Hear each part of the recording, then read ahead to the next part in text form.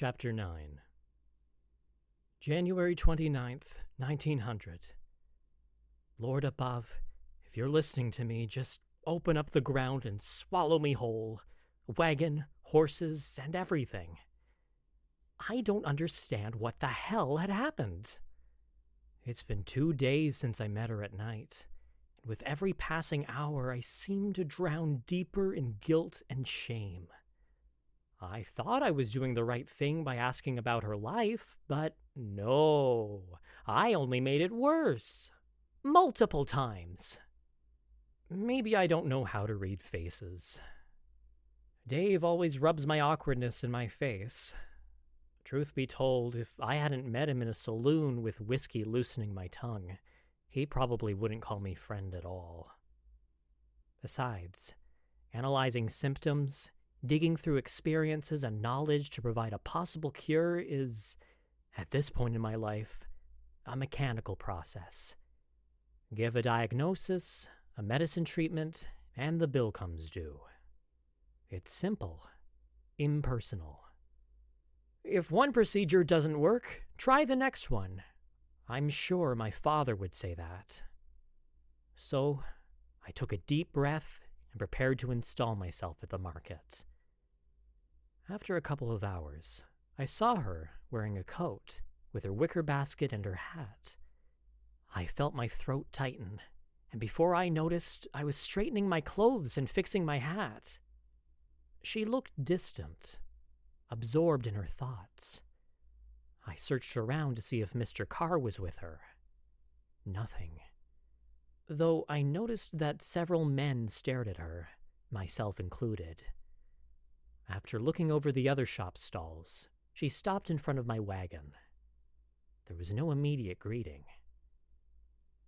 "Are you looking for a tonic?" I asked.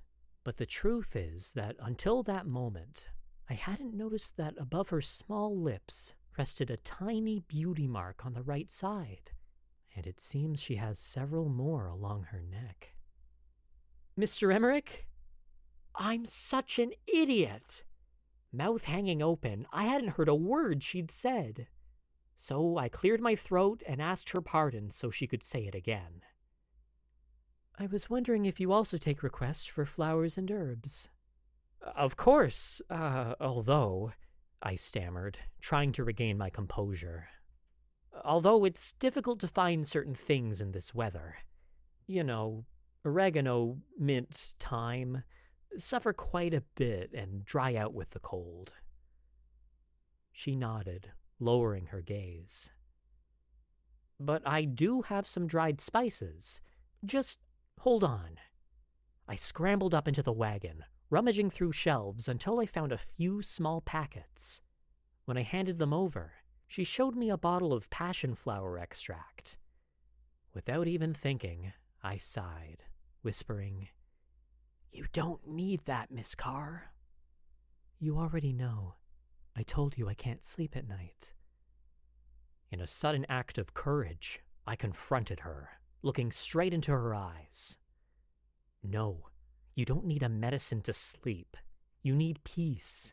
A place where you can just be yourself.